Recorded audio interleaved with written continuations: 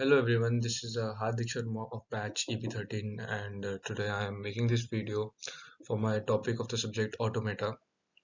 We had a project in which we had to make a video for a particular topic of Automata and my topic is Introduction to Automata. My roll number is E20CNC193 and my batch is EP13. So in this PPT and in this video I will be explaining you I will be giving a bit information which I am having about the subject automata and some of its examples and its questions I will be explaining in this video. And along with that, I have some figures also which will help you, which helped me also to get a better idea of this topic. So let's start with the topic. So basically, the main topics in this PPT will be the introduction, the basic terminology of automata, that all the basic terms which are present in automata that we all know about it and the deterministic finite automata that will also be explained in this PPT, and at last there will be examples which will help us to get a better idea of the topic that I would be explaining. So let's start. So first of all I will talk about theory of automata, that what it consists. Sorry. So the theory of automata is basically it is a theoretical branch of computer science and mathematics. It is the study of machines that abstractical machines and the problems that are solved using these machines. It is basically a mechanical branch or theoretical branch, we can say. The abstract machine is also called automata, and the main motive behind developing the automata theory was to develop methods. It was to develop methods to describe and analyze the dynamic behavior of discrete systems. That was the main motive of automata, and that was why the subject was created. That was to analyze the dynamic behavior of the discrete systems. I will explain you further in the next slide. So let's talk a bit about the history of automata. So the theory, as I've mentioned in the previous slide about abstract automata, so the theory of abstract automata was developed in the 20th century, or we can say the mid 20th century, that was linked with the finite automata. The abstract automata was at that time linked with finite automata. So the automata theory was considered as a branch of mathematical systems theory. In initial stage, it was considered as a branch of mathematical theory. So, and in the early mid 20s, the it was this studies was basically based on the discrete parameter systems. In automata, the studies were basically based on the behavior of discrete parameter systems. And all the early work that was done in automata theory differed from the previous work, and every time the new work took place, that the new and all the new work was used using abstract algebra to describe information systems rather than calculus or differentiation, and it was all meant to describe the material systems. So after the before the in the mid 20s, in the 19th, or we can say in the 1960s, algebraic result that was known as structure theory, or it was also named as algebraic decomposition theory, that is mentioned in the slide, that got into place, in which and the main motive was it was the realization of sequential machines. The basically in basic terms we can say that how how the sequential machines were linked with the smaller machines, or we can say the interconnection between these two terms. And the theory of computational complexity, as I mentioned in the previous slide, also took place in the 1960s. And by the end of the decade, automata theory came to be seen as the pure mathematics of computer science. That in the 1960s, the automata took a lot of boom, and it was now known as the pure mathematics, or we can say the core part of the computer science stream.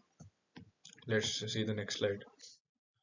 So this slide mentions that all the states and transitions that take place in automata, and we can see through this figure that the state is represented by circles and the transitions are represented by arrows.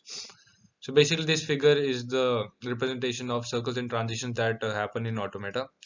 And automata in basic terms we can also say is the kind of machine which takes some input as string, and this input then goes through a number of states and a finite, not infinite, a finite number of states, and then it enters into the final state. So this figure shows all the states and transitions and how the transitions take place. So now we will talk about the basic terminologies used in automata. First, first terminology we can say are the symbols. Symbols are individual objects which can be any letter, any alphabet, or any picture. As I have mentioned the example here, that is 1, A, B, C, hash, etc. These are basically individual objects which we use as terms in automata. The second terminology is alphabets.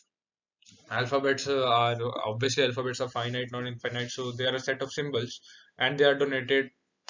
Here they are donated by So basically, alphabets are denoted by sigma in the automata, and the alphabets is the second terminology used. And the next terminology we can see is the string. String is also again a finite collection of symbols from the alphabets. Only these are derived from the alphabets, and the string is denoted by W. If we can see that in example, if sigma is equal to A and B, so various strings that can be generated from sigma are A, B, A, B, B, triple B, B, A, B, A, etc. And there are two limitations, or we can say conditions with the string, that a string with zero occurrences of symbols is known as an empty string, and it is not represented by W, it is represented by E. And the number of symbols in a string W is called the length of a string, and it is denoted by W mod. So these were the conditions linked to the string. So in the next slide, we can see the terminology that that is language. A lang sorry, a language is a collection of appropriate string, or we can say or that it is basically a collection of strings. A language which is formed over sigma can be finite and infinite. So this is the first terminology that can be finite or infinite. For example, L1 is equal to set of string of length 2 that will be equal to A, B, B, B, A, B, B. So now we will, in this slide, we will talk about finite automata, or we can say the next topic of the automata is finite automata. So finite automata is basically used to recognize patterns. It takes the string of a symbol as input and changes its state accordingly with it. When the desired symbol is found, the transition occurs. It basically what it means is that firstly in input we take the string of the symbol, and we then it automatically changes states according with the string, and when the desired answer or desired symbol is found, then the transitions happens. That is the main motive in finite automata. In the time of transition, the automata can either move to the next state or stay in the same state. It depends upon the condition or the situation. And finite automata also has two states, that is the accept state or the reject state. When the input string is processed successfully and the automata reaches its final state, then it will accept. Basically, when the input state has its process done successfully, then the automata reaches its final state, and then only it will accept the string. So let's move on to the next slide. So here I've shown in that the formal definition of finite automata. So as I mentioned earlier, a finite automata is a collection of five tuples, or as basically I said that it is a it is used to recognize for the finite automata was used to recognize patterns. So here we can say that it is a collection of five tuples, that is q, sigma.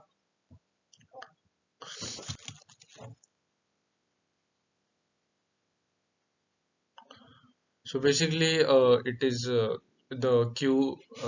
collection of five tuple finite automata, that is q, sigma, delta, q naught, and f, where q stands for the finite set of states, and the sigma stands for the finite set of input symbol, The Q naught stands for initial state, F stands for final state, and the delta stands for transition function. So let's move on to the next slide.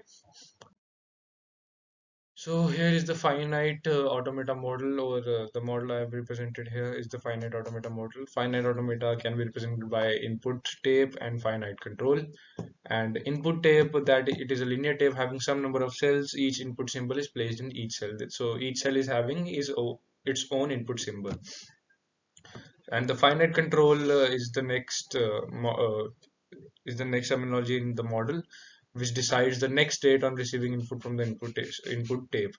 That means that it decides in which state the string will go after receiving the input from the input tape. The tape reader reads the cells or strings one by one from left to right, and at a time only one input symbol is read by it. In the next slide, we can see the basically a chart, or we can say finite automata and its parts. So finite automata goes with the output. Uh, the first is the output with finite automata, and the second is finite automata without output. With output contains the Muri and Mealy machines, and without output could be DFA, NFA, and NFA. So let's move on to the next slide. So in this slide, I will talk about the deterministic finite automata. So in deterministic finite automata, there is only one path, or in the DFA, there is only one path for one specific input, and which takes it from the current state to the next state. The DFA does not accept the null move, or the deterministic finite automata does not accept the null move, that it has to be from with a value. That is, the DFA cannot change state without an input corrector. This is what it means for the null move, what it means. And it can the DFA can also contain multiple final states. It is used in lexical analysis and compiler. This is what was about deterministic finite automata. And this from this figure, we can see that from the state q naught for input, there is only one path, which is going to the q1. Similarly, from Q naught, there is only one path from input B, which is going to Q2. So this was the meaning of deterministic finite automata, which was explained to you by a diagram. So the next part of it is the non-deterministic finite automata, or we can say the non-DFA. So the NFA stands for, basically, I told you, the non-deterministic finite automata, and it's easy to construct an NFA than DNFA, because for a given regular language. For a particular language, it is easy to construct an NFA than a DFA. The finite automata is also called NFA when there exist many paths for specific input from the current state to the next state. And NFA is also defined in the same way as DFA, but with the following exception. There are two exceptions for it: that it contains multiple next states, and it contains a transition. It contains E transition. So in this figure also, we can see that from the state Q naught, for input A, there are two next states, Q1 and Q2. And from Q naught for input B, the next states are Q naught and Q1. So it is not fixed or determined that with a particular input where to go next. That's why it is a non-deterministic finite automata. So let's move on to the next slide.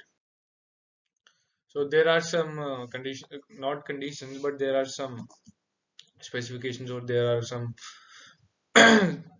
statements that for NFA and DFA, that every deterministic finite automata is non-deterministic finite automata, but every NFA is not DFA.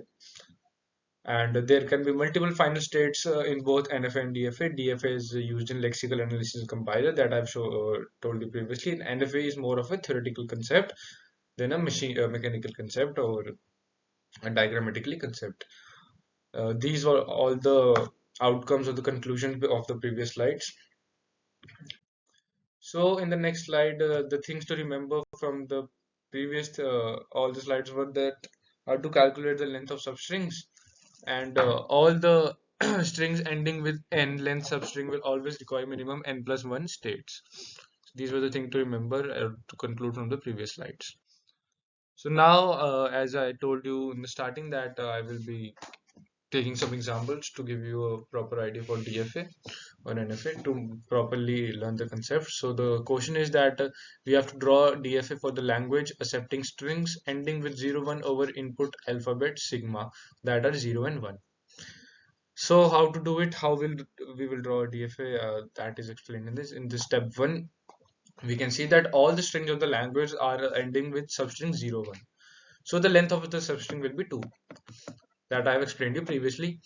And the step 2 will be we will construct DFA for the following strings, that is 0, 1, 0, 0, 1, 0, 1, 0, 1. That the DFA I have taught you to construct in the previous slide, through the previous slides. And the step 3 we have created the DFA, that is from going from Q0 to Q1, from Q1 to Q10, back from Q2 to Q1, and Q2 to Q0. So this is how we constructed a DFA. This was the method, and this was the answer to the previous first example. The next example we are taking is that we have to draw a DFA for the language accepting strings ending with a abbreviation, or we can say ABB over input alphabets. Sigma is that is A and B. So step 1 again, that we will see that all strings of the language are ending with a substring ABB. So the length of the substring is 3 because the letters are 3. So this gives us an idea that the minimized DFA will have 4 states because of 3 letters. So in the step 2, what we will do is we will obviously construct a DFA for the strings that are ABB, AABB, AB, ABB, and ABB, ABB. This was because that the minimum we took these 4 states because of the 3 letters, and that the minimum because of 3 letters the minimized DFA would will have 4 states. So now we will construct the DFA, that the required DFA is this, that I have shown to you through the diagram I've solved. That is going from Q0 to Q1, Q1 to Q2, and Q2 to Q3, and then back to Q3 to Q1, and Q3 to Q0. This was the required DFA. So the last example we are taking is that we have to draw a DFA for the language accepting strings ending with A, B, B, A over input alphabet sigma is equal to A and B. So again, we will to solve this, we will see that the strings of the language ends with the substring A, B, B, A. So the length of the substring will be obviously 4. So the minimum number of states required in the DFA will be 4 plus 1, that is equal to 5. In the previous question we saw that the letters were 3, but we took the 4 states. So in this the letters are 4, so we will be taking 5 states. So it suggests that the minimum DFA will have 5 states, that I have told you just. In the step 2 we will construct DFA for the strings ABBA, AABBA, ABA, ABB, ABBA, ABB, AABBA. These are the 5 states. In the next slide, we will show the diagram that how we construct the required DFA. And here is the DFA, and here we can see that from Q0 it going to Q1, from Q1 to Q2, Q2 to Q3, Q3 to Q4, and back from Q4 to Q2, Q4 to Q1. And in the starting also we can see that it is going from from Q3 it is going to Q0 backwards. This was the required DFA. So sorry, we are having one more example. Here we can see that this is a bonus example basically. Here we can see that we have to draw a DFA for the language accepting strings ending with 0011 over the input alphabet sigma is equal to 0 and 1. So again, like the previous questions, we will see that the strings of the language ends with the substring 0011. Length of the substring will be 4, and which suggests us that the minimized DFA will be 4 plus 1 is equal to 5 states. We'll be taking 5 states. So in the step 2, we will construct the DFA with the 5 states. That will be 011, 00011, 000011, 001, 0011, 0011, 0011. That are the following 5 strings. And we took, and in this question, we have to look that these were not the alphabets, but these were the numerical values in the input alphabets.